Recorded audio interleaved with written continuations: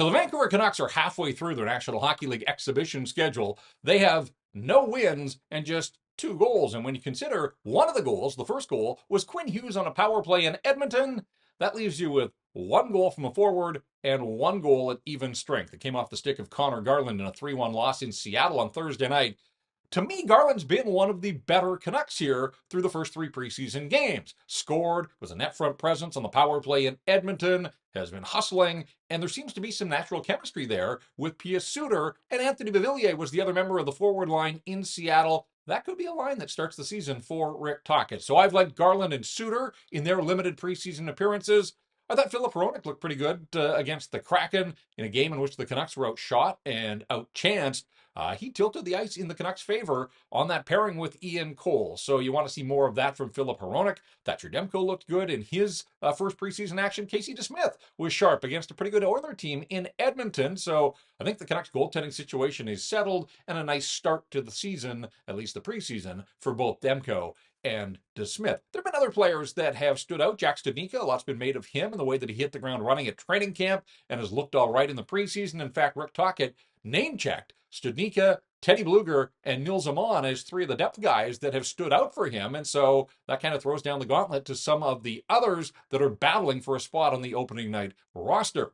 When you think of some of the young players in the preseason, Archdeep Bains was one that has to jump to the top of the list. Cole McWard, he looked all right in his audition alongside Quinn Hughes the other night.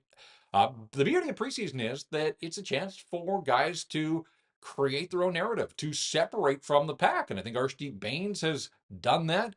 I think a player like Atu Ratu has had some moments, but not likely to crack the big league roster out of training camp. And of course, when you notice a player like Archdeep Bains in on the forecheck, hustling, not backing down, those are the things you want to see from Vasily Podkolzin. And Podkolzin himself has to recognize that the runway is short now with 3 games down and just 3 to go. How many more opportunities for him to do something to get noticed by the coaching staff and by the market as well? So hasn't been an ideal week to start the season. Of course, preseason results can be swept under the rug for the most part. It's more about the process.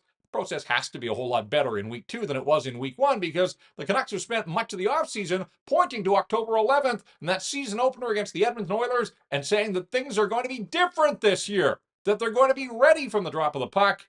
We'll find out, and we'll see what a second week of the preseason does to prepare the hockey club to get ready for game number 1 of 82 when they face off against the Oilers in less than 2 weeks' time. Oilers in town on Saturday, first home preseason game for the Vancouver Canucks, and then it's off to Abbotsford midweek against the Kraken, and they wrap up against the Calgary Flames next Friday at Rogers Arena. And the fact that they've got their preseason travel out of the way, that may be the best thing of all for Rick Tocchet and his coaching staff. Tocchet loves to practice and said after the game in Seattle that they need to work on their board battles. So lots of practice time for the Vancouver Canucks between now and the start of the regular season.